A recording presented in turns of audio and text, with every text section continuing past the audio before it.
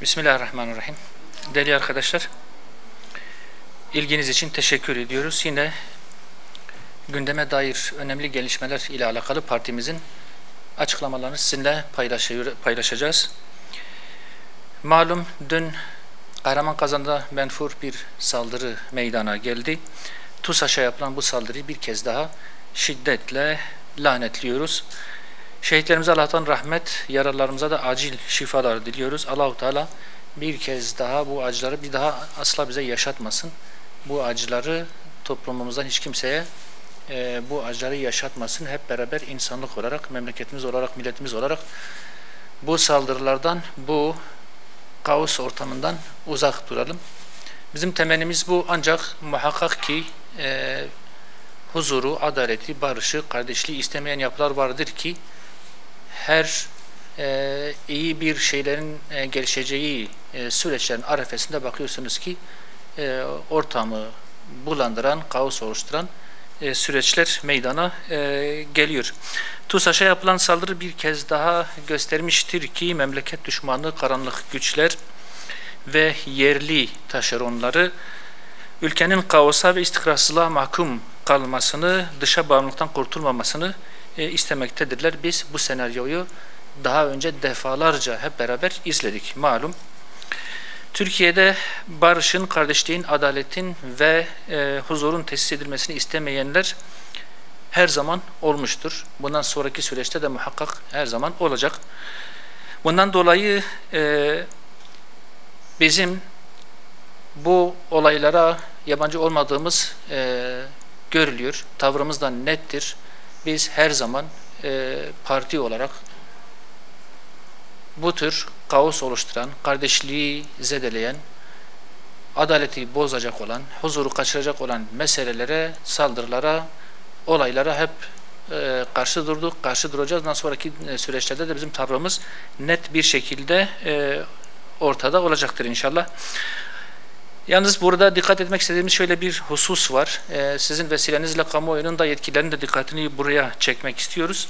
Bu tür olaylar muhakkak bundan sonra da olacak. Ancak atılması gereken adımlar eğer varsa, ki herkesin malumu atılması gereken ciddi adımlar var. Bedeli ne olursa olsun muhakkak bu adımlar atılmalıdır. Memleketi kaosa ve kısır döngüye mahkum etmeye çalışan Amerika, Avrupa, Kandil veya bunların dışında her kim olursa olsun Türkiye asla bunlara taviz vermemeli. Atılması gereken adımları atmaktan asla imtina etmemelidir. Bu şekilde bu meseleyi ifade etmiş olayım. Bir kez daha milletimizin başı sağ olsun. Allah-u Teala şehitlerimize rahmet etsin inşallah. Değerli arkadaşlar, ikinci gündem maddemiz Filistin ve Filistin'de yaşanan soykırım ve vahşet. Malum Siyonist işgalcilerin tehlikeli gördüğümüz her yeri hedef alacağız açıklaması malum birkaç gün önce yine medyaya düştü. Yapılan bu açıklamada bölgede işgalin daha da genişleyeceğinin açık ilanıdır. Bu süreçte Amerika'nın işgalcileri muhtemel bir operasyondan korumak için hava savunma sistemi tedarik etmesi ve Almanya'nın soykırıma rağmen Siyonistlere silah ihracatının durdurulmayacağını, bundan sonra da yardımların devam edeceğini açıklaması önümüzdeki süreçte gerginliğin tırmanacağının da açık bir işareti ve kaosun, savaşın, soykırımın bütün bu coğrafyaya yayılmasını Amerika, Almanya, İngiltere ve müttefiklerinin net bir şekilde istediğini, arkasında durduğunu da hep beraber izliyoruz, müşahede ediyoruz. Batı soykırımcılara durmaksızın silah sevk ederken bizim bölge ülkeleri ise bombardıman altında tutulup açlığa mahkum edilerek yok edilmeye çalışılan Gazze için hala daha Birleşmiş Milletler'e çağrı yapmakla yetinmektedirler. Bu da bizim acizimiz, zaafımız ve gülünç halimiz. Gazze'de temel ihtiyaçların karşılanması için günlük 800'den fazla yardım tırına, yardım kamyonuna ihtiyaç duyulduğu bir ortamda 8 Eylül'den şimdiye kadar hiçbir yardım tırının, hiçbir yardım kamyonunun geçmesine müsaade edilmemesi orada ciddi bir felaketin eşiğine gelindiğinin de açık göstergesi. Bu yardım tırlarından söz ederken, yardım hususunda söz ederken şu anda mevcut fiili bir durumu da sizinle paylaşmak istiyoruz. Siz de zaten takip ediyorsunuzdur. Şu an Kuzey Gazze çok büyük bir felaket, büyük bir dram yaşıyor. Tamamıyla kuşatılmış, hiçbir şeyin girip çıkmasına izin verilmemekte ve hareket eden, canlı görülen her şey ateş edilip yok edilmeye çalışılmaktadır. Ve orada yaşayan insanlar şu anda büyük bir felaketle karşı karşıyadır. Siyonist rejimin, Siyonist çetenin katliamından, soykırımından kurtulacak olanların da önümüzdeki süreçte ve yakın bir tarihte açlıktan, belki susuzluktan ölmeleri işten bile değil. Biz bu vesileyle hem Türkiye'deki yetkililere hem diğer İslam ülkelerine hem Birleşmiş Milletler'e buradan ciddi bir çağrıda bulunuyoruz. Bu insani bir durumdur. Kuzey Gazze için muhakkak bir insani koridorun açılması lazım. Bu bedeli ne olursa olsun yapılması gereken bütün girişimlerin, bütün caydırıcı girişimlerin yapılması lazım ve orada açlıktan, susuzluktan, gıdasızlıktan, belki ilaçsızlıktan yok olmayla karşı karşıya olan Kuzey Gazze halkına muhakkak insani bir koridor açılmalıdır.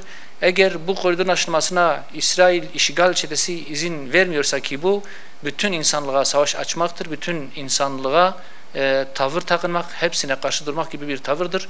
Birleşmiş Milletler'in, Türkiye'nin ve diğer Avrupa ülkelerinin insanlıktan yana olan herkesin bu noktada ciddi bir tavır ortaya koyması, tepki ortaya koyması ve İsrail'i buna zorlayarak bu insani koridorun açılmasının önünü muhakkak açmaları lazım. Değerli arkadaşlar, Siyonist işgal ve kaynak, Siyonist işgale ifade ettiğim, biraz önceki meselede ifade ettiğim kaynak aktarımı, silah aktarımı, mühimmat aktarımı devam ettiği müddetçe, tedarik zincirleri devam ettiği müddetçe, bu durdurulmadığı müddetçe işgalcilerin de durdurulması, Siyonist çetenin önünün alınması imkansız bir durum. Sayın Cumhurbaşkanı'nın dün Brix toplantısında yaptığı bir çağrı vardı. Birleşmiş Milletler nezdinde İsrail'e, işgal çetesine silah ve mühimmat satışının ulaştırılmasının durdurulması, bunun yasaklanması çağrısını yaptıklarını ve Birleşmiş Milletler'de böyle bir girişim de bulunduklarını ifade etti. Bunun ne olduğunu, nasıl olduğunu biz bilmiyoruz ama neticede çok anlamlı ve değerli bir çağrı. Türkiye bu yaptığı girişime, bu yaptığı çağrıya arka durmalıdır. Ondan sonrasında da takipçisi olmalıdır ve bu çağrıya diğer İslam ülkelerinin de muhakkak destek vermesi zaruri bir hale gelmiş. Aksi halde Siyonist çetenin, vahşetinin, soykırımının durması mümkün değil. Son gelen bilgilere göre Amerika'nın ve yandaşlarının habire özellikle savunma sistemlerini takviye ettiği, habire oraya füze yığdığı ve İsrail savunmasını desteklediği, takviye ettiği bilinen bir realite. Bu tür bilgiler, haberler her gün medya ile paylaşılıyor. Bu devam ettiği müddetçe elbette ki Siyonist çetenin katliamlarının durdurulması mümkün değil. Türkiye'nin yaptığı bu çağrı karşılık bulmalıdır. Bütün İslam ülkeleri hep beraber buna sarılmalı. Birleşmiş Milletler de bunun takipçisi olmalı. Bunu sürdürmelidirler. Ve Türkiye bu noktada yalnız kalmamalıdır. Türkiye'nin de özellikle bu çağrıya diğer İslam ülkelerinin de sahip çıkması, takip etmeleri için diğer İslam ülkelerini de özellikle bu çağrıya sahip çıkmaya davet etmeli. Bu anlamda diplomatik bir süreç, bir girişim başlatarak herkesi bu süreci sonuna kadar götürmeye dahil etmesi gerekiyor. İslam dünyası için doğrusu herkes de bunun farkındadır. Artık söz söyleme zamanı gerçekten bitmiş. Şu anda İslam ülkeleri sadece sözlü beyanlarda bulunmak durumundadırlar. Artık icraat zamanıdır. Ve ifade ettiğim insani koridor, silah tedarikinin durdurulması, Birleşmiş Milletler'in harekete geçmesi ve diğer alanlarda ablukanın oluşturulması noktasında İslam ülkelerinin net ve icraata dayalı bir süreç içerisine girmeleri gerekiyor. Bölge ülkeleri birbirleriyle kısır çekişmelerini muhakkak bir kenara bırakıp özellikle Türkiye, İran ve Pakistan'ın öncülük edeceği ve diğer İslam ülkelerinin de dahil olacağı ortak bir savunma paktı muhakkak kurulmalı ve direniş gruplarıyla birlikte Siyonist işgal rejimini durduracak adımlar atılmalıdır. Değerli arkadaşlar, işgale karşı sahada fiili tepki verilmediği müddetçe işgal ve katliam bölgenin her karış toprağına, her ülkeye muhakkak yansıyacaktır, yayılacaktır. Siyonist rejim sözden değil, herkesçe de malum olduğu üzere artık sadece güçten anlamaktadır. İslam İşbirliği Teşkilatı artık kınama açıklamasıyla değil, icraat ile Müslümanların onurunun çiğnenmesinin önüne geçmek zorundadır. Tehlikenin yaklaşmakta olduğunu her fırsatta ifade eden Türkiye'de işgalcilere karşı direnişi fiili olarak desteklemesi gerekir. Bu anlamda Bridge'de Sayın Erdoğan yaptığı açıklama ve Birleşmiş Milletler'de İsrail'e silah ticaretinin, mühimmatın ulaştırılmasının kesilmesi, yasaklanması sürecini başlatması ya da böyle bir girişim yapması çok anlamlıdır. Buna bir kez daha ifade etmek üzere sahip çıkılması gerektiğini ifade ediyoruz. Değerli arkadaşlar, bu genel meseleler ile birlikte Şırnak'a dair de bazı yerel meselelere müsaadeniz varsa değinmek istiyorum. Şırnak malum Suriye-Irak sınırında olan bir ilimiz. Şu an için özellikle Habur sınır kapısı ve özellikle Irak'a Kürdistan bölgesel yönetimine yapılan ticaret üzerinden ve çok zengin kömür ocakları, kömür rezervi ve yine son olarak Gabar ve Cudi Dağı'nda ortaya çıkarılan zengin ve kaliteli petrol yatakları ile şu anda Türkiye ekonomisine katma değeri en yüksek illerden bir tanesidir. Ancak gel gör ki Şırnak ilinin ilçelerine, merkezine, kırsalına, köylerine gidip baktığınız zaman sanki bir afet bölgesi, bir ihmal edilmiş memleket olarak net bir şekilde görebileceksiniz. Şimdi bizim bu noktada özellikle bize gelen talepler, istekler, sıkıntılar, sorunlar ve hepsini bir arada gördüğümüz zaman Şırnak'ın devlet yetkililerinden, hükümetten daha ciddi, somut bir destek görmesinin bir ihtiyaç, bir zorunluluk olduğu görülmektedir. Şırnak halkı kendilerine bu farklı muamelenin yapılmasını artık görmek istemiyor. Yardıma, desteğe, yatırımlara ihtiyacı olan bir ilimiz. Bunlar yapılmadığı için de her geçen gün göç veren bir il. İlçeleri de aynı şekilde. İdil, Silopi, Cizre, Beytüşebap ve diğer Güçlükonak gibi ilçeleri her geçen gün küçülen insan kaynakları daha da azalan bir memlekete dönüşüyor. Çünkü gidip gördüğünüz zaman yollar yol değil. Köylerin tamamında hemen hemen hepsinde, çünkü çoğunluğunu gezmişim, görmüşüm. Her köyden arayan, soran, sorunların çözülmesini isteyen muhtarlar, köy büyükleri, ileri gelenler bizi arayıp duruyorlar. Altyapıya şiddetle ihtiyaç var. Yollar yok, ciddi su sıkıntıları var, köylerde kanalizasyon yok ve yani insani yaşam anlamında, onurlu yaşam anlamında ihtiyaç duyulan temel hususlar bu bölgede, bu ilde, özellikle kırsal kesimde ciddi anlamda bir sıkıntı, bir sorun. Şimdi şehir merkezi, yani il merkezi dahil neredeyse bütün ilçelerde ciddi temiz su sorunu var. Su yetmiyor. Haftanın belirli günlerinde su şebekeye verilebiliyor. Bazı günlerde kesiliyor. Hatta Cizre gibi, İdil gibi yerlerde haftanın sayılı gününde sadece su verilebiliyor. Ve bu özellikle 21. asırda yaşayan Türkiye için çok ciddi bir ayıp. Habur sınır kapısı ki şu anda Türkiye'de belki en büyük ihracatın, karayoluyla yapılan ihracatın yapıldığı bir yol dahi şu anda berbat bir durumda. Silopi'ye, Cizre'ye gidene kadar paldır küldür gidiyorsunuz, arabanız dökülüyor. Sanki 70'lerden kalma bir yol. İl merkezinin her tarafında buna benzer sorunlar var. İl merkezinin bağlantı yolları yok.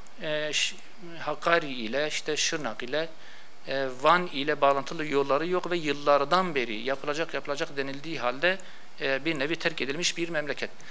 Şehrin ciddi anlamda sağlık altyapısı sorunları var. Hastaneler yetersiz kalıyor.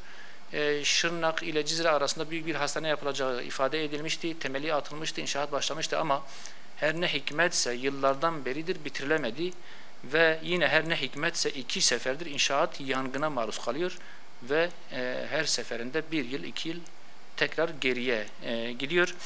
Yine ta Körfez Savaşı'ndan kalan bazı sorunlar var. Tam o zamandan 4-5 bin dolayında hurda araçtan söz ediliyor. Bunlar hurdaya ayrılmış, trafikten düşürülmüş olduğu halde vergi tescilinden silinmediği, kaldırılmadığı için bu insanlara halen vergi yazılıyor ve bunlar ciddi borç altındadır. Ve bu insanlar hiçbir sosyal haktan istifade edemiyor. Çok ciddi bir mağduriyet yaşıyorlar.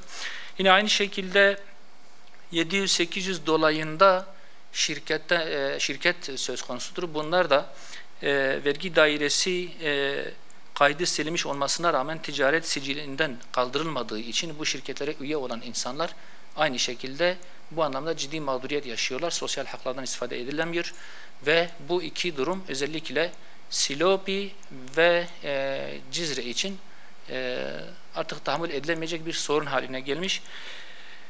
Bunlar ve buna benzer dünya kadar sorun var. Şırnak gibi Türkiye ekonomisine ciddi bir katma değer olan bir ilimizin altyapısı, üst yapısı, sosyal yatırımları, sanayi sektörü ve diğer ekonomik anlamda bu kadar mağdur edilmesi, bu kadar ihmal edilmesi doğrusu kabul edilebilir bir şey değil. Ben Şırnaklı vatandaşlarımız adına onların bu taleplerini, bu mağduriyetlerini sizin vesilenizle kamuoyuyla paylaşmış oldum. İlgilileri bu konuyu görmeye ve sorunları çözmeye davet ediyoruz. Sorun yoksa bitiriyoruz. Teşekkür ediyorum.